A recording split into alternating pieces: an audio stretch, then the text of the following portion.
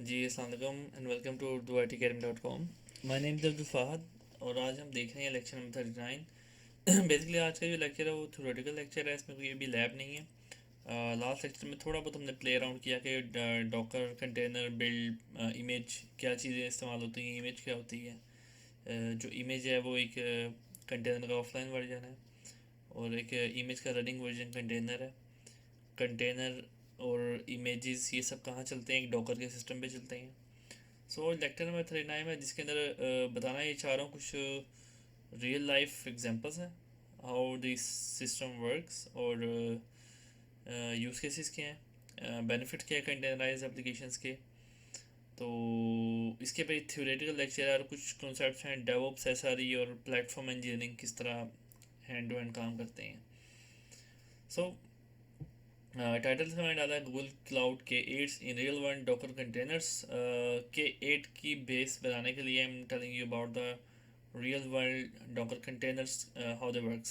सो moving forward, so benefit क्या है हमारे कंटेनर्स यूज़ करने के, कंटेनराइज्ड एप्लीकेशन यूज़ करने के बेनिफिट्स क्या हैं। सो सबसे पहला ये बेनिफिट है हमारे पास less overhead. Containers require less system resources than traditional or hardware virtual machine environments because they don't include operating system images. इसका मतलब ये लाइन का कि आपको यहाँ पे हार्डवेयर कम चाहिए। इसकी वजह ये है कि आपके पास ऑपरेटिंग सिस्टम इन्वॉल्व नहीं होता। कंटेनराइज एप्लीकेशन बेस जो डॉकर है, डॉकर के कर्नल को शेयर्ड मॉडल पे इस्तेमाल करी होती हैं और हर कंटेनर इमेज के अंदर कुछ लाइब्रेरीज डिफाइन की जाती हैं जो कि उस एप्लीकेशन को चलाने के लिए इनफ होती हैं। सो किस्सा मुख्तसर आप ये है कि जब आपका ऑपरेटिंग सिस्टम नहीं होगा, क्योंकि मोस्ट मेजर जो पोर्शन है ना एक रनिंग सिस्टम का, सर्वर का, वो उसका ऑपरेटिंग सिस्टम कंज्यूम कर लेता है। तो जितना बड़ा ऑपरेटिंग सिस्टम होगा उतने ज़्यादा रिसोर्सेज कंज्यूम होंगे, उतनी एप्लीकेशन स्लो चलेगी। सो यहाँ पे लेस ओवरहेड होता है, सबसे पहला इंपॉर्टेंट बेनिफिट। दूसरा है कि increase portability. Application running containers can be deployed easily to multiple operating systems and hardware platforms. अब कोई भी हार्डवेयर है, AMD है, इंटेल है, ट्रेंड माइक्रो है, सन माइक्रो है, कोई भी हार्डवेयर है, डेल, HP, डजंट मैटर्स। आप जब डॉकर को कहीं पे डिप्लॉय कर देते हैं, डॉकर इंस्टॉल हो गया, उसके बाद आप कंटेनराइज एप्लीकेशन को दुनिया भर में कहीं पे भी चला सकते हैं। You can run them on Google cloud, Amazon, अपने दफ्तर के लैपटॉप पे चला सकते हैं, अपने घर के सिस्टम पे चला सकते हैं, किसी रास्पबेरी पाई पे चला सकते हैं इवन। सो जिन भी सिस्टम्स पर डॉकर इंस्टॉल्ड है, वहाँ पर आप कंटेनर्स को स्पिन अप कर सकते हैं। सो कंटेनर से स्पिन कर रहे हैं तो कंटेनर के अंदर क्या चाह रही है जी, आपकी एप्लीकेशन चाह रही है। सो उसमें ये आपका ना एक फ़ायदा रहता है कि आप एक दफ़ा अपने कंटेनर को बिल्ड कर लिया, उस कंटेनर को दुनिया भर में किसी भी स्टैक पर आप चला दें, स्टैंडर्ड बेस बना देगी जिसको डॉकर कहते हैं। सो इसको OCI भी कहते हैं, ओपन कंटेनर इनिशिएटिव, जो कि बेस लाइन को मेंटेन रखता है। OCI का इदारा है, open container initiative, something like that. तो वो इस बेस को मेंटेन करता है, डॉकर को। मोर कंसिस्टेंट ऑपरेशंस की बात करें, DevOps teams knows application containers will run the same regardless of where they are deployed।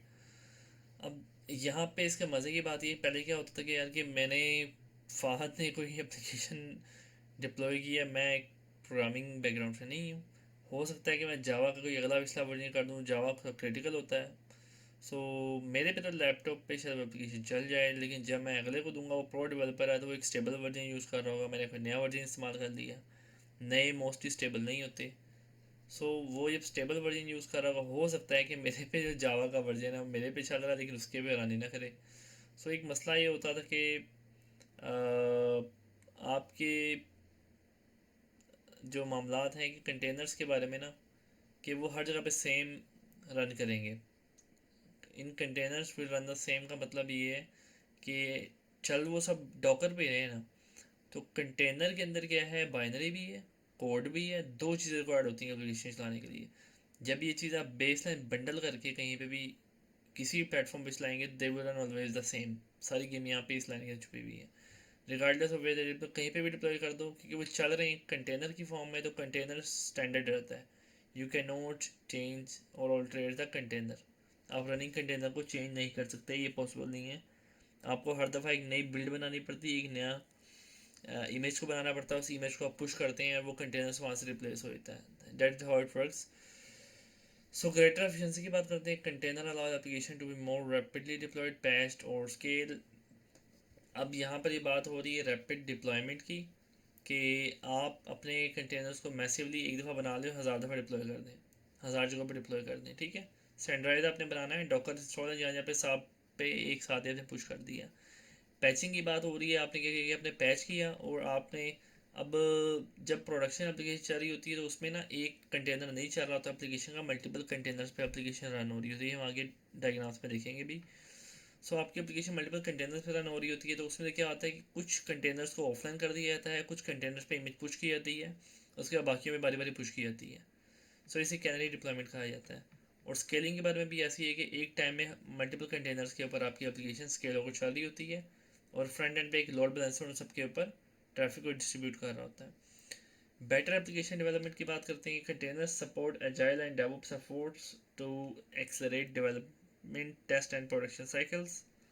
अब यहाँ पे कि आपकी डेवलपमेंट, टेस्टिंग और प्रोडक्शन साइकिल सब के अंदर आप कंटेनराइज एप्लीकेशन का इस्तेमाल कर सकते हैं। कंटेनर की वर्कफ्लो की बात करते हैं। सबसे पहले क्या होता है कि कोडर है, उसने क्या किया कि उसने एक कोड लिखा, उसने डॉकर बिल्ड -a की कमांड चलाई, अपने कोड की वर्किंग डायरेक्टरी डिफाइन की, उसके बाद उसको एक उसकी बिल्ड बना दी, उसको डॉकर फाइल बना दी।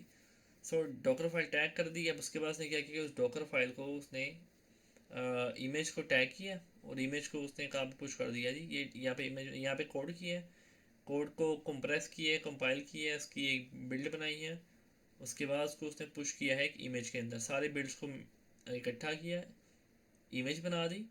और आपकी जो इमेज बन गई है, अब वो क्या होता है कि वो आप किसी कंटेनर की फॉर्म में इमेज है, उससे आप कंटेनर पे भी चला सकते किसी वर्चुअल मशीन पे। तो पहले क्या हुआ, कोड किया, कोड को कंप्रेस किया, डॉकर बिल्ड कमांड लाई, उसके बाद उसकी इमेज बनी, इमेज को आपने किसी मशीन पे चला दिया, या आप उसे डॉकर हब की रजिस्ट्री पे पुश कर देते हैं, मतलब पब्लिक रजिस्ट्री पे पुश कर देते हैं। अब यहाँ पे इस रजिस्ट्री में जब आपकी डॉकर की फाइल रन होने के बाद आपने चेक कर ली है और आपकी इमेज बन चुकी है, एक स्टेबल इमेज है, इस इमेज का वर्जन 1 है, फिर वर्जन 2, वर्जन 3, मुख्तलिफ वर्जन हो सकते हैं। सो आप किसी वर्जन को पब्लिक रजिस्ट्री में, उस रजिस्टर में रखते हैं, उसके बाद दुनिया भर के जो आपके प्लेसेस हैं, जैसे ये स्टेजिंग सर्वर है, यहाँ पर डेवलपमेंट हो रही है, उसको टेस्ट किया जा रहा है कि बग्स तो नहीं है इसमें। इसके बाद क्या होता है कि आपकी जो अगली फेज़ है वो प्रोडक्शन सर्वर है। तो स्टेजिंग या डेवलपमेंट से जब आपकी जब स्टेजिंग से आगे निकलती है आपकी जो इमेज है, तो वो आप उसको प्रोडक्शन पे चलाते हैं। स्टेजिंग एक ऐसा हिस्सा होता है जो कि डेवलपमेंट के बाद आता है, यहाँ पर उसके एरर्स, बग्स को टेस्ट किया जाता है कि यार कि स्टेबल भी है कि नहीं है। सो डेवलपर क्या करता है कि डेवलपिंग इन्वायरमेंट बनाता है, फिर स्टेजिंग पे आती है, फिर स्टेजिंग से आपकी प्रोडक्शन में आती है। So that is the life cycle और कंटेनर वर्कफ्लो कि कंटेनराइज एप्लीकेशन को किस तरह लिखा जाता है, काम किस तरह करती हैं। पहले कोड किया, डॉकर बिल्ड से उसकी कोड को कंप्रेस किया, उसके बाद बिल्ड बनाई, बिल्ड बनाने के बाद उसकी इमेज बिल्ड की, इमेज बिल्ड होने के बाद के उसको वहीं वर्चुअल मशीन में चलाया, रन करके देखा, रन हो गई है, उसके बाद उस इमेज को पुश कर दिया किसी रजिस्ट्री में। रजिस्ट्री में आने के बाद से आप चाहे स्टेजिंग पे चलाओ, चाहे प्रोडक्शन पे चलाओ, चाहे क्यू इमेज चलाओ, कोई भी उस इमेज को चला के देख सकता है। Why not monolithic. अब बात करते हैं कि मोनोलिथिक और माइक्रोलिथिक की क्या बातें हो रही हैं। सो यहाँ मोनोलिथिक की बात हो रही है। मोनोलिथिक आर्किटेक्चर क्या होता है कि इस तरफ आप एक डायग्राम देख रहे हैं, आपके मोबाइल यूज़र्स और डेस्कटॉप यूज़र्स आ रहे हैं, और ये एक सिंगल सर्वर है, ये एक वर्चुअल मशीन है। तो इसमें क्या हो रहा है कि आपकी एप्लीकेशन जो है, ये एक ही वर्चुअल मशीन ऑपरेटिंग सिस्टम है, इसके अंदर आपकी एप्लीकेशन भी चल रही है, इसके अंदर ही आपकी डेटाबेस भी है, इसके अंदर ही आपके पिक्चर्स फाइल्स भी सेव हो रही हैं उस एप्लीकेशन की। तो इसमें क्या होता है कि चैलेंज क्या है कि ये बहुत ही you can say coupled application जो एक दूसरे बहुत ज़्यादा डिपेंड कर रही हैं। अब इसमें क्या मसला आता है कि when a server begins to struggle with a growing user load, One way to buy a bit more time to scale up large server with more CPU, memory, disk and space. पहली बात तो ये आपको उसको scale करने में time लगता है, उसको डाउन टाइम इन्वॉल्व होता है। जब आप उसको बड़ा करते हैं, रैम सीपीयू बढ़ाते हैं, तो आपको उसको डाउन टाइम देना पड़ता है। In case of virtual machines down time involve होता है। सो एक टेम्प्रेरी सोल्यूशन है। जब आपकी एप्लीकेशन मोनोलिथिक पे चल रही है, एक टेम्प्रेरी सोल्यूशन कंसीडर होता है, and eventually even the biggest server will reach limit. और मैक्सिमम आई थिंक जो सर्वर्स इस टाइम आ रहे हैं, I think 1.5 TB RAM memory आ रही है, और V C P I think 128 cores वाले सिस्टम आ चुके हैं। आई एम नॉट श्योर कि मैक्सिमम रैम कितनी है, लेकिन अगर जब दुनिया भर से सर्वर पे इतना लोड आएगा तो कोई ना कोई उसके रिसोर्सेज बॉटल नेक पे जाके हिट करेंगे, जिसकी वजह से आपका सर्वर बैठ सकता है। सो कोई बड़ा से बड़ा भी सर्वर हो, वो एक दिन अपनी लिमिट को हिट करता ही है। इसका हाल ही है कि एक सर्वर पर एप्लीकेशन डिप्लॉय ना हो, मोनोलिथिक आर्किटेक्चर की एप्लीकेशन ना हो, मतलब एक ही सर्वर पे सब कुछ डिप्लॉयड ना हो। Additionally, it is this simple architecture has significant drawbacks for production use. When the entire stack running on single server, there is no failover or redundancy. Failover क्या है कि एक जगह फेल होती है तो दूसरे से एप्लीकेशन चल जाती है। फेलोवर नहीं है इस केस में, और रिडंडेंसी और रिडंडेंट नहीं है कि एट अ टाइम आपकी एप्लीकेशन एक से ज़्यादा जगहों पे नहीं चल रही। सो यहाँ पर रिडंडेंसी भी नहीं है, फेलोवर भी नहीं है, एक ही जगह है भाई, ये फट गई मशीन तो फट गई। ये वही बात है कि वो एक मीम बनी हुई है ना फनी, द सर्वर क्रैश, तो दूसरा बंदा से पूछता है वेयर इज़ द बैकअप, तो वो कहता है the backup was also on the server. तो ये वो बात एग्जैक्टली हो जाएगी कि अगर आपकी इस तरह एप्लीकेशन चल रही होगी तो ये रिस्क फैक्टर होता है। When the server inevitably goes down, the resulting downtime could be unacceptably long। Hardware failure आ गया, प्रोसेसर फट गया, उसकी जो है कैबिनेट होती है आगे एक सर्वर, मतलब कि जो बड़े सर्वर्स हैं HP और ये वाले, इसके ऊपर मैंने देखा है कि ना कोई मसले आ जाते हैं। तो इस तरह के होते हैं इवन कि आपको इंजीनियर्स को बुला के उसका हार्डवेयर रिपेयर करवाना पड़ता है। तो it's a long down time, तब तक आपका जो एप्लीकेशन होना है वो सब्र नहीं देता बिल्कुल भी। सो डाउन टाइम बहुत ज़्यादा होता है इस केस में, जब आप एक मोनोलिथिक या सिंगल सर्वर पे ऐप को चला रहे होते हैं। अब यहाँ पे बात होती है monolithic application to microlithic application. Monolithic से माइक्रोलिथिक पे जाते हैं तो क्या काम होता है। यहाँ पे क्या था, यूज़र इंटरफेस, आपका एप्लीकेशन, उसके बाद आपकी डेटाबेस, आपकी लॉजिक, तीनों एक ही डब्बे में चल रही हैं। यहाँ पे क्या होता है, मोनोलिथिक से आप माइक्रो सर्विस में जाते हैं।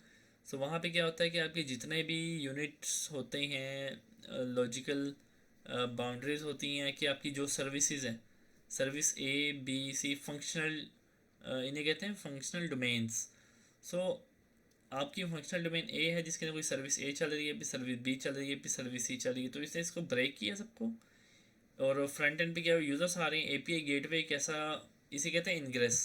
सो माइक्रो सर्विस के केस में क्या होता है कि कोई ना कोई एक फ्रंट एंड होता है जो कि सब के सब यूज़र्स की ट्रैफिक को बैक एंड की मौजूद कंटेनराइज सिस्टम्स के ऊपर राउट कर आता है, और उन सब के बैक एंड पर की एक सेपरेट डेटाबेस आ रही थी। यहाँ पे क्या हुआ कि यहाँ से वर्क फ्लो आ रहा है लोड बैलेंसर या API गेटवे के through, application programmable interface gateway के थ्रू एंटर हो रहा है, और वो सबको डिस्ट्रीब्यूट कर रहा है जो कि यूज़र की रिक्वेस्ट है। फॉर एग्जांपल यहाँ पे स्लैश लॉगिन है, यहाँ पे स्लैश रजिस्टर है, यहाँ पे स्लैश डैशबोर्ड है, तो तीन सर्विस हो गई। तो API गेटवे जो यूज़र आ रहे हैं यहाँ पे कन्फिगर्ड हुए हैं, user path forwarding rules configured हैं कि आपने किस रिक्वेस्ट को किस की तरफ राउट करना है।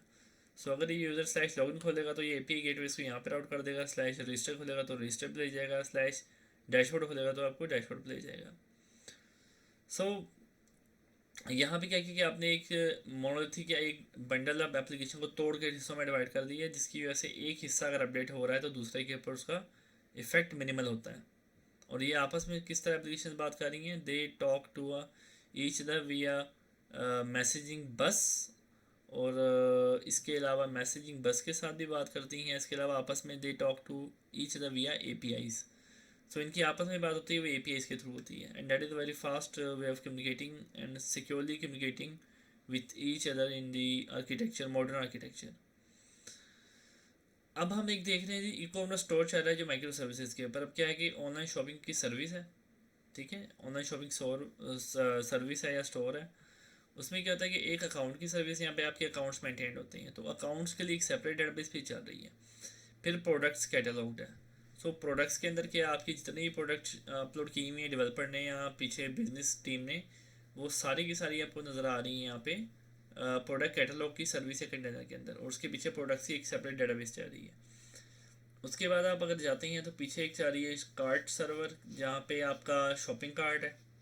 शॉपिंग कार्ट के अंदर आपके जो जो आपने चीज़ सिलेक्ट की है, अकाउंट से लॉगिन करके प्रोडक्ट सेलेक्ट किए हैं, सिलेक्ट को आपने चेकआउट किया है, तो कार्ट के अंदर आपका पेमेंट गेटवे वगैरह भी इन्वॉल्व होगा। सो कार्ट के अंदर क्या है कि कार्ट की अलग डेटाबेस जा रही है, यहाँ पे कार्ट की सर्विस है, आपने सारी प्रोडक्ट्स को ऐड किया है। उसके बाद एक ऑर्डरिंग की सर्विस है, फिर ऑर्डर आप प्लेस करेंगे तो ऑर्डर की एक अलग सेपरेट डेटाबेस है। इससे जो बिजनेस टीम है उसको एक ईमेल जनरेट हो जाएगी, और एक जो है कि ऑर्डर नहीं आया है, एक बिजनेस टीम को ईमेल आ जाएगी, और एक कस्टमर को ईमेल आ जाएगी कि आपका ऑर्डर प्लेस हो चुका है। सो इस तरह एक डिफरेंट, एक पूरी एप्लीकेशन को तोड़ के एक सर्वर की बजाय उसकी जो सर्विसेज है उसको डिफरेंट प्लेसेस पे चलाया जाता है। That can be different containers, container 1, container 2, container 3, container 4। तो इसमें क्या था जी, एक के अंदर सब कुछ आ रहा है। इसमें क्या है कि आपकी सारी की सारी जितनी भी सर्विसेज या आपके बिजनेस केसेस हैं वो सारे हम डिफरेंट कंटेनर्स की फॉर्म में चला रहे हैं। सो अगर आपने प्रोडक्ट के ऊपर अपडेट किया तो उससे आपकी अकाउंट की सर्विस डिसेबल या डिनाई नहीं होती। और अगर आपकी कार्ड की सर्विस है, अगर उसके ऊपर आपने कोई अपडेट परफॉर्म की, इसके ऊपर आपने कोई फंक्शनैलिटी ऐड की, उससे आपकी प्रोडक्ट की इफेक्टिविटी नहीं होती। सो इस तरह क्या होता है कि आपकी लूजली कपल्ड एप्लीकेशन होती हैं, और आपका डाउन टाइम मिनिमल होता है, क्योंकि सबकी डेटाबेस भी डिफरेंट है, और ये आपस में कम्युनिकेशन किस तरह कर रही है, they talk to each other via API के थ्रू एक दूसरे बात कर रही होती हैं, और इन सब को सेग्रीगेट रखा जाता है। तो इसकी डेटाबेस की टाइप भी डिफरेंट हो सकती है। हो सकता है कि ये आपकी माइसी ये एसक्यूएल बेस्ड हो, ये नो एसक्यूएल बेस्ड हो, ठीक है, ये क्रेड बेस्ड हो, ये दूसरी टाइप की हो। सो यहाँ पे इनके पीछे आप मुख्तलिफ डेटाबेसेस को भी इस्तेमाल करते हैं एज़ पर द रिक्वायरमेंट्स। अब एक हम चीज़ देख रहे हैं कि डेवऑप्स का वर्कफ्लो क्या है, कैसे काम होता है डेवऑप्स में कंटेनर्स और इन सिस्टम्स के थ्रू। तो यहाँ पे आप देख रहे हैं कि माइक्रो सर्विसेज चल रही है, एक माइक्रो सर्विस 1 है और एक माइक्रो सर्विस 2 है। ये जो साइन है जावा का है, जावा का कोई ना कोई फ्रेमवर्क चल रहा है। सो पहले स्टेप में क्या होता है कि आप यहाँ पे कोड लिखते हैं, कोड को लिख के आप किसी रिपोजिटरी में पुश करते हैं, डैट इज़ गिटहब। और गूगल के पास ही जो है गूगल क्लाउड कोड का एक फीचर है जिसके अंदर आप कोड को सेव कर सकते हैं। तो आप गिटहब एक मोस्ट पॉपुलर यूज़ है, हर बंदे का कोड गिटहब पे पड़ा होता है। गिटहब क्या है कि कैसी जगह है जहाँ पे आपकी वर्जन कंट्रोल किया जाता है, source code management platform, SCM कहते हैं इसको। तो आपका सोर्स कोड मैनेजमेंट किसी प्राइवेटली भी हो सकता है और पब्लिक भी हो सकता है। जो एंटरप्राइज कंपनी है उनका प्राइवेट होता है। जो बहुत बड़ी कंपनियां हैं प्रोडक्ट्स पे काम कर रही होती हैं, वो एक प्राइवेट सोर्स कोड मैनेजमेंट का चलाती हैं। तो वहाँ पे बिट बकेट टाइप की प्रोडक्ट्स जा रही होती हैं। गिटहब एक गिटहब पब्लिक इंटरनेट के ऊपर होता है। सो बिट बकेट टाइप जो सोल्यूशन है वो आपके एंटरप्राइज इंफ्रास्ट्रक्चर में इंस्टॉल होते हैं। तो पहली चीज़ क्या होती है, कोड लिखता है डेवलपर, उसको कोड को प्लेस करता है गिटहब के अंदर। अब गिटहब से क्या होता है कि जैसे ही इसमें ना डिफरेंट ब्रांचेस बनी होती हैं, एक होती है फॉर एग्जांपल आपको दे रहा हूँ, एक होती है मास्टर ब्रांच। तो जितने भी फीचर्स हैं, फीचर 1 2 3 4 5 1000 फीचर्स हैं, उन सब फीचर्स को जब मैच्योर कर लिया जाता है, उनका कोड मैच्योर होता है, तो उसको एक डेवलपर अप्रूव करता है, उसकी बिल्ड जनरेट होती है, उसकी बिल्ड सक्सेसफुल होती है, तो क्या होता है उसको मास्टर में मर्ज किया जाता है। और जो मास्टर की ब्रांच होती है, मास्टर की ब्रांच में जो भी कोड होता है वो फाइनलाइज होता है, उसको पुश करता है एक जेंकिंस। CI/CD का बहुत पावरफुल टूल है, दुनिया भर में आप जब भी काम करेंगे डेवऑप्स से आपको ये बहुत ज़्यादा मिलेगा। तो जेंकिंस ओपन सोर्स टूल है, वो क्या करता है, जैसे ही आपकी मास्टर ब्रांच का कोड आता है, अपडेट होता है, वो उस कोड को उठाता है और उसकी जो इमेज है उसकी इमेज को पुश करता है पहले डॉकर हिस्ट्री के अंदर, किसी भी कंटेनर हिस्ट्री के अंदर। ये प्राइवेट भी हो सकती है, डॉकर अब भी हो सकती है, कुछ भी हो सकता है। स्टेप 1 में क्या हुआ, कोड आया गिटहब में। स्टेप 2 में क्या हुआ, आपका कोड गया मास्टर ब्रांच में, मास्टर ब्रांच से वो गया जेंकिंस में। जेंकिंस ने क्या किया, इसको पुल किया, अपडेट्स को ट्रिगर किया। अपडेट्स को ट्रिगर करने के बाद क्या किया, जेंकिंस वाले भाई ने क्या किया कि इसको एक इमेज बना के पुश कर दिया, डॉकर की रजिस्टर में रख दिया। अब स्टेप 4 में क्या होता है कि ना जेंकिंस एक ट्रिगर करता है इस पाइपलाइन को कुबरनेटिस के ऊपर कि मेरे पास एक नया कोड अपडेट हुआ है, एक नई बिल्ड आई है, यहाँ पर एक इसकी एक इमेज भी बना दी जाती है। इसके बाद यहाँ 5वें स्टेप में क्या होता है कि ये नोटिफिकेशन कुबरनेटिस को भी जाता है, और 5वें स्टेप में जो ये रजिस्ट्री या इमेजेस यहाँ पे चल रही हैं, इमेजेस को क्यूबरनेटिस के ऊपर पुश कर दिया जाता है, इमेज 1, इमेज 2, इमेज 3, और ये कंटेनर्स को यहाँ पे क्यूबरनेटिस के सिस्टम पर रन किया जाता है। क्यूबरनेटिस क्या है, क्यूबरनेटिस आपकी कंटेनर ऑर्केस्ट्रेशन का टूल है। सो यहाँ पर जो है स्टेप 6 में क्या होता है कि माइक्रो सर्विस 1 यहाँ पे चल जाती है और माइक्रो सर्विस यहाँ पे चल जाती है। अब यहाँ पे क्या हो रहा है कि आप एक चीज़ देखेंगे कि ना, यहाँ पे ये डॉकर का क्लस्टर है, ये आपका पोर्ड है, ये पोर्ड 1 है, ये पोर्ड 2 है। अब यहाँ पे हो क्या रहा है कि आपका जो डॉकर डीमन है ना, डॉकर डीमन क्यूबरनेटिस के अंदर वो क्या कर रहा है कि आपकी ना, ये एक होस्ट है, एक पूरी वर्चुअल मशीन है, दूसरी वर्चुअल मशीन है, ये सब क्यूबरनेटिस एक क्लस्टर का हिस्सा है। अब यहाँ पे क्या होता है कि माइक्रो सर्विस 1 चल रही है, और यहाँ पे माइक्रो सर्विस 2 चल रही है, और यहाँ पे माइक्रो सर्विस 2 का एक रेप्लिका होस्ट 2 पे चल रहा है। सो सिंगल पॉइंट ऑफ फेलियर नहीं है माइक्रो सर्विस 2 का, इसी तरीके माइक्रो सर्विस 1 का भी कुछ इस यहाँ पे रखा जा सकता है। तो अब यहाँ पे इसके आपको एक दो डब्बे दिख रहे हैं ना, ऐसे कहते हैं रेप्लिका। तो यहाँ पे इसके ना जो कंटेनर की रेप्लिका एक से ज़्यादा हिस्से यहाँ भी चल रहे हैं कि एक अगर आपका जो पोर्ड है वो ब्रेक भी हो जाए ना, तो वो दूसरे उसको सर्व करता रहे, या एक टाइम एक अवेलेबल रहे जब पैचिंग हो, तो एक टाइम एक अपडेट अवेलेबल रहे। यहाँ पे जो माइक्रो सर्विस 1 है, इसके 3 रेप्लिकास चल रही हैं, कंटेनर के 3 एक सेम कॉपियाँ चल रही हैं। उन सब पे लोड की डिस्ट्रीब्यूटर होता है, एक सर्विस टाइप लोड बैलेंसर होती है, उसके थ्रू उन सब पे लोड डिस्ट्रीब्यूटर होता है। यहाँ पे भी कोई सर्विस टाइप लोड बैलेंसर होगा, यहाँ पे कोई सर्विस टाइप लोड बैलेंसर होगा। उसके अलावा यहाँ पे सर्विस टाइप रेप्लिका भी चल रही है कि माइक्रो सर्विस 2 की एक कॉपी इस होस्ट पे चल रही है, इस नोड पर चल रही है, इस वर्चुअल मशीन पे चल रही है, और एक यहाँ पे चल रही है। सो जब आप यूज़र इसे एक्सेस करेगा ना, तो जहाँ पर लोड कम होगा, जो आपने पैरामीटर डिफाइन किए होंगे, वहाँ से वो कंटेनर अवेलेबल इसको सर्व करा होगा। और ये यहाँ पे एक बाउंड्री बनी हुई ना, अब ये हो सकता है ये दो एक सर्वर के अंदर हो, ये दो डिफरेंट सर्वर रैक्स के अंदर हो, ये दो डिफरेंट डाटा सेंटर्स के अंदर हो, ये दो डिफरेंट जियोग्राफिकल रीजन्स के अंदर भी हो सकते हैं। तो ये क्यूबरनेटिस की पावर है कि कंट्रोल प्लेन के अंदर लेटेंसी बहुत इंप्रूव होती है, और आप ग्लोबली डिस्ट्रीब्यूटेड एप्लीकेशन को इसके थ्रू, इस टेक्नोलॉजी के थ्रू चला सकते हैं। ये पूरा इसका वर्क फ्लो है।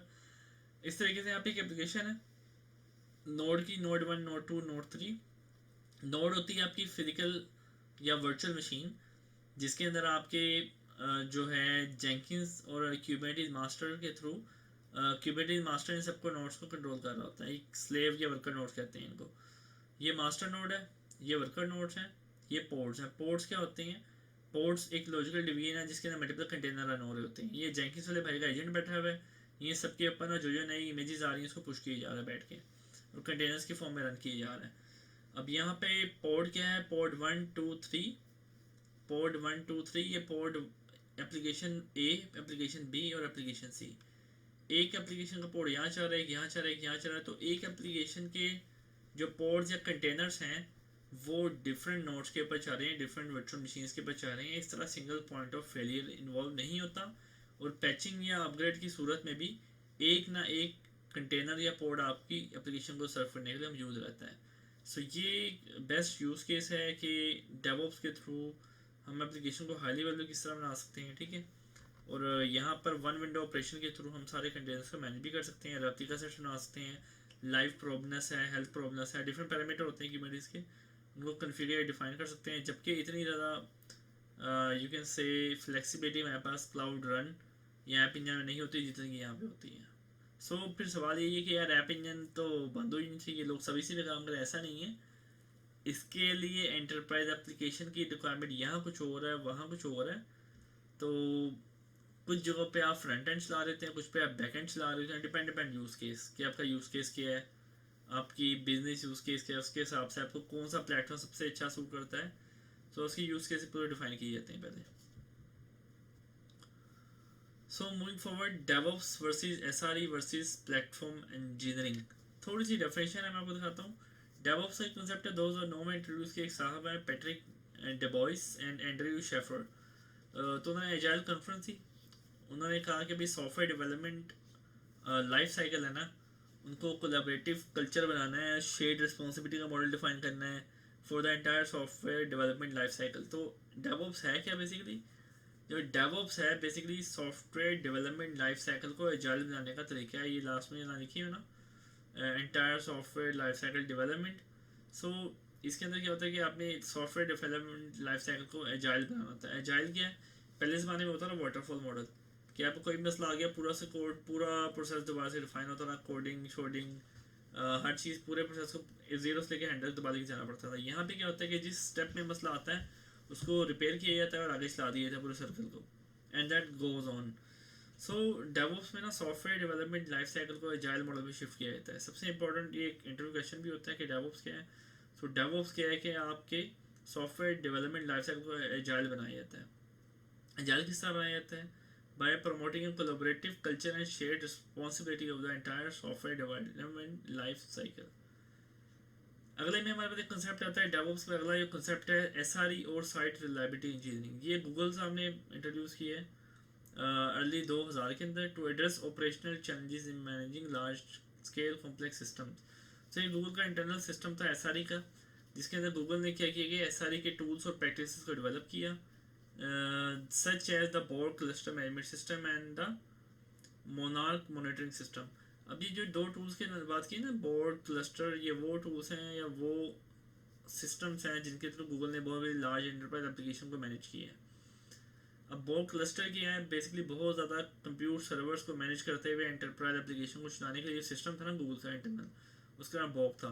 फिर मोनार्च मॉनिटरिंग सिस्टम, इस पूरे क्लस्टर को मैनेज करने के लिए मास स्केल के ऊपर एक मॉनिटरिंग सिस्टम डेवलप किया था गूगल ने, से मोनार्च मॉनिटरिंग सिस्टम कहते हैं, to improve the reliability and efficiency of their services, ताकि उनकी जो सर्विसेज हैं वो मोर रिलायबल रहें और उसके अलावा उनकी एफिशिएंसी भी उन्हें पता चलती रहे। जहाँ पे मसला नज़र आ रहा है सो वो अपने बोर्ड क्लस्टर के अंदर मोनार्च के थ्रू अपडेट्स को पुश करवा सकते हैं जाके मॉनिटर करके टाइमली। सो इसके अंदर क्या है कि आपकी साइट रिलायबिलिटी इंजीनियरिंग के अंदर क्या होता है कि इस तरह के प्रैक्टिसेस होती हैं, टूल्स होते हैं, जिसके अंदर लार्ज स्केल क्लस्टर की मैनेजमेंट होती है, इसके अलावा मॉनिटरिंग भी होती है, दोनों चीज़ होती हैं। मतलब पूरे इंफ्रास्ट्रक्चर की मैनेजमेंट जो कि आपकी एप्लीकेशन को चला रहा है, उसके अलावा उसकी मॉनिटरिंग। उसके बाद एक नया जो मोस्ट रिसेंट कंसेप्ट हमारे पास चल रहा है उसे कहते हैं एसआरई, के बाद वो है platform engineering. So building the foundation of SRE engineering, ये एसआरई इंजीनियरिंग की फाउंडेशन, इसकी फाउंडेशन है ना वो एसआरई इंजीनियरिंग की है। साइट रिलायबिलिटी इसकी फाउंडेशन है, मतलब इसकी कोई नई चीज़ ऐड हुई होगी। The precise origins of platform and engineering are less clear, अभी तक ये क्लियर नहीं है। अब मतलब हो पता क्या रहा है कि डेवऑप्स के अंदर ये एडअप किया उन्होंने, फिर एसआरई के अंदर ये एडअप कर दिया। मतलब एक बंदे से हज़ार काम करवाने के चक्कर में आईटी की डोमेन है वो पड़ गई हुई है, और बहुत चैलेंजिंग होती है यार ये जॉब्स आगे। एक बंदे से मतलब बहुत ज़्यादा टूल सेट की रिक्वायरमेंट होती है कि लाइनक्स भी आता हो, डेटाबेसिस का भी नम हो, आर्किटेक्चर डायग्राम्स का भी आइडिया हो, लोड बैलेंसर्स का पता हो, नेटवर्किंग का पता हो, ऑटोमेशन आती हो, पाइपलाइंस आती हो। मतलब एक बंदे से अब एक से ज़्यादा काम डिमांड किए जाते हैं। वो दौर गया कि मैं नेटवर्क एक्सपर्ट हूँ, मैं लाइनक्स एक्सपर्ट हूँ, मैं विंडोज़ एक्सपर्ट हूँ, मैं डोमेन एक्सपर्ट हूँ, मैं एप्लीकेशन कोडर हूँ। अब वो चीज़ आप भूल जाएं। अब जॉब जो आ रही है वो स्पेशलिस्ट के बजाय जिस डोमेन में आ रही है वो एस आर ई और पी ई के ऊपर आ रही है कि आप ऑलराउंडर मल्टीपल डोमेन्स के ऊपर आपकी ग्रिप होनी चाहिए एट अ टाइम। तो that is becoming more challenging in terms of jobs और कॉम्प्लेक्सिटी। पे ज़्यादा है इनकी, लेकिन मतलब कि टफ जॉब्स हैं ये। So the precise origins of platform engineering less clear, देखिए क्लियर नहीं है, but it is generally understood to be an extension of DevOps और एसआरई प्रैक्टिसेस। वही है कि इसके अंदर एक बंदे की जेडी के अंदर चार चीज़ और ऐड कर देंगे with the focus of delivering A comprehensive platform for a product development that support the entire business perspective. अब इसके अंदर क्या है कि प्रोडक्ट डेवलपमेंट को एक प्लेटफॉर्म ऐसा बनाना है जो कि प्रोडक्ट डेवलपमेंट को सपोर्ट करता हो। पी के अंदर ये काम हो रहा है इस time. It's worth noting that while these concepts emerged at different times, they are all related to broader trend of improving collaboration, automation, efficiency, software development and operations. इस सब का मकसद क्या है जी? डेवऑप्स का, एसआरई का, पीई का, के सॉफ्टवेयर डेवलपमेंट और ऑपरेशंस को, मतलब जो डेवलपमेंट टीम है और ऑपरेशंस टीम है, ये उसको डिप्लॉय करके ऑपरेशंस को मेंटेन कर रही है, मॉनिटरिंग कर रही है। डेवलपमेंट तो डेवलप कर रही है ना कोड को, ऑपरेशंस टीम है वो जिसको चला रही है, रन कर रही है, उसके सर्वर्स को मैनेज कर रही है, उसकी मॉनिटरिंग कर रही है। सो उनके दरमियान में ये बाउंड्रीज को कम किया जाए और एक ही बंदे से सारे काम करवाए जाए। इन शॉर्ट मैं आपको स्टोरी ये बताना चाह रहा हूँ। So they are all related to broader trend of improving collaboration, automation, efficiency. कि कोलैबोरेशन, आपस में इन सब की कोलैबोरेशन, मतलब कि बहुत करीब किया जाए सब फील्ड्स को, ऑटोमेशन इनको किस तरह तेज़ी से किया जाए काम को, और एफिशिएंसी के किस तरीके से मोर एफिशिएंट वे में सॉफ्टवेयर को डेवलप करके बहुत ही तेज़ी के साथ इसको डिलीवर किया जाए। एक डायग्राम है। अब यहाँ पे सबसे ऊपर डेवऑप्स है। डेवऑप्स में क्या है? प्लानिंग हो रही है, फिर डेवलपमेंट हो रही है, फिर उसका टेस्ट होता है कि चल रहा है कि नहीं स्टेजिंग के अंदर, फिर ऑपरेशन में चला जाता है 1 2 3 4, फिर एक प्रोडक्ट है, फिर इसी तरह प्रोडक्ट भी है, 2 प्रोडक्ट्स के ऊपर डेवलप टीम काम कर रही है। एसआरई के अंदर होता है कि एसआरई के अंदर क्या हो रहा है कि इस तरफ उसको दोनों प्रोडक्ट्स पकड़ाई, उसके बाद उसके जो स्टैंडर्ड्स को उसने मेंटेन किया, उसके जो भी स्टैंडर्ड्स हैं कोडिंग के रन करने के लिए एसआरई टीम को हैंड इस तरह एसआरई टीम के पास है। सो यहाँ से क्या होता है, ये दोनों की दोनों चीज़ आती हैं एसआरई ऑर्गेनाइजेशन के अंदर, जहाँ पर उसकी वो डिप्लॉयमेंट, मॉनिटरिंग और ऑपरेशन तीनों को एट अ टाइम खुद देखते हैं। मतलब उसे कोडिंग यहाँ पे हो चुकी है, पूरी डेवलपमेंट हो चुकी है। सो यहाँ पे उसके बाद क्या हो रहा है कि हैंड ऑफ हो गया, इसके बाद हैंड ऑफ हुआ एसआरई ऑर्गेनाइजेशन के अंदर। तो यहाँ पे जो डिप्लॉयमेंट है उसकी कोड की, उसके बाद उसको मॉनिटर करना, उसको ऑपरेट करना। अगर उसमें कोई एरर्स या कोई मसले मसाइल कोई भी चीज़ आ रही है, वो उसके बाद डेवलपमेंट टीम है जो प्रोडक्ट की, उसको उससे रब्ता करना। उसके बाद एसआरई के टूल्स हैं, इसमें यूनिट टेस्ट केसिंग एसआरई के ना डिफरेंट टूल सेट भी हैं। I am not sure on many of them, ये मिक्स एंड मैच ही हैं। सो यूनिफाइड इंफ्रास्ट्रक्चर है। इसके बाद इसका जो ऑर्गेनोग्राम है साइट जो है, जिसे क्या बोलते हैं आप, रिस्पॉन्सिबिलिटी मैट्रिक्स बनी हुई इस तरीके से बनी हुई है। फिर यहाँ पे हैंड ऑफ होता है, फिर ऐसा ऑर्गेनाइजेशन है, ये तीनों चीज़ों को मेंटेन कर रही है। फिर नीचे टूल हैं, फिर एक यूनिफाइड इंफ्रास्ट्रक्चर है सबका। अब आते हैं ये प्लेटफॉर्म इंजीनियरिंग के अंदर। यह इसमें क्या होता है कि पूरा इंफ्रास्ट्रक्चर यूनिफाइड है, ठीक है। For example this is you can say some cluster memory system such as Kubernetes. यहाँ पे कुबरनेटिस यहाँ पे है। यहाँ पे क्या होता है कि आपके पास प्लेटफॉर्मिंग के टूल्स हैं जिसमें बिल्ड है, उसके अलावा प्लेटफॉर्म के अंदर क्या बिल्डिंग के टूल है, जैसे क्लाउड रन गूगल में एक बिल्ड का टूल है। फिर टेस्टिंग आप कर सकते हैं किसी कंटेनर के अंदर, क्लाउड रन के अंदर, ऐप इंजन के अंदर। फिर इसके रिलीजेस हैं जो कि आपके गूगल की मैनेज सर्विस है, गूगल कंटेनर रजिस्ट्री है, इसके अलावा आर्टिफिक रजिस्ट्री है, तो वहाँ रिलीजेस वहाँ मेंटेन होती हैं। उसके बाद उसको डिप्लॉय करना है। डिप्लॉय किस तरह करना है, जेंकिंस के थ्रू डिप्लॉय कर सकते हैं, गूगल के भी नए टूल्स इसके लिए कुछ मौजूद हैं, और लेकिन जेंकिंस सबसे ज़्यादा पॉपुलर है। उसके बाद डिप्लॉयमेंट हो गई इस यूनिफाइड इंफ्रास्ट्रक्चर के ऊपर। सो उसके बाद क्या है कि वहाँ पे उसकी मॉनिटरिंग हो रही है, प्रोमीथियस, ग्राफाना और किसी भी गूगल क्लाउड ऑपरेशंस के टूल के थ्रू उसकी मॉनिटरिंग हो रही है। तो गूगल में और माइक्रोसॉफ्ट एजर में मॉनिटरिंग के लिए ग्राफाना का ज़ैबिक्स और ग्राफाना का मैनेज सोल्यूशन ये खुद प्रोवाइड करते हैं। मैनेज का मतलब क्या है कि वो पूरा स्टैक डिप्लॉय करके तुम्हें ओपन सोर्स का दे देंगे, तुम्हें सिर्फ डैशबोर्ड देंगे, तुमने उसके थ्रू किसी चीज़ को मॉनिटर करना है। फिर ऑपरेशंस हैं उसके कि कोई एरर्स आ रहे हैं, कि मसले आ रहे हैं, लिटरेंसी कितनी है एप्लीकेशन की, कोई ना कोई चैलेंज आ रहे हैं, हर चीज़ यहाँ पे ऑपरेशंस ऑपरेट किस तरह कर रहा है, उसकी ऑपरेशन को देखिए मॉनिटरिंग के थ्रू। अब यहाँ पे क्या हो रहा है कि यहाँ पे एसआरई इस तरह आ गया साइड पे, और ये सारी प्रोडक्ट्स को एक साथ मैनेज कर रहा होगा। यहाँ पे बारी बारी जा रही थी, पहले प्रोडक्ट ए उसके बाद जा रही थी, फिर प्रोडक्ट बी जा रही थी। यहाँ पे तीनों की तीनों प्रोडक्ट्स उसके पास आएंगी, वो प्लेटफॉर्म टूलिंग परफॉर्म करेगा, उसके बाद वो सारी की सारी प्रोडक्ट्स को एट अ टाइम मैनेज कर रहा होगा। उसके अंदर क्या है कि आपके प्लेटफॉर्म टूलिंग के थ्रू पूरे सिस्टम को मैनेज कर रहा होगा। तो platform engineering is basically from unified infrastructure के इंफ्रास्ट्रक्चर को आप डिप्लॉय करें, ये किस तरह है, ये आईएसी से हो सकता है, इंफ्रास्ट्रक्चर कोड से हो सकता है। टूलिंग किस तरह कर सकते हैं आप, जेंकिंस की पाइपलाइन के अंदर सारे स्टेज को लिख सकते हैं। उसके बाद आपकी ये सारा जो प्रोडक्ट्स चल रही हैं, ये चल रही हैं क्योंकि किसी क्यूबरनेटिस के स्टैक पे, कंटेनर्स के ऊपर, हार्डवेयर एनवायरनमेंट्स के अंदर, एंथोस के अंदर। कुछ इस एप्लीकेशन का प्रोडक्ट ए चल रहा होगा किसी एक क्लाउड प्लेटफॉर्म पे, किसी बी क्लाउड प्लेटफॉर्म पे, किसी थर्ड एक्स सर्वर पे, बेयर मेटल पे।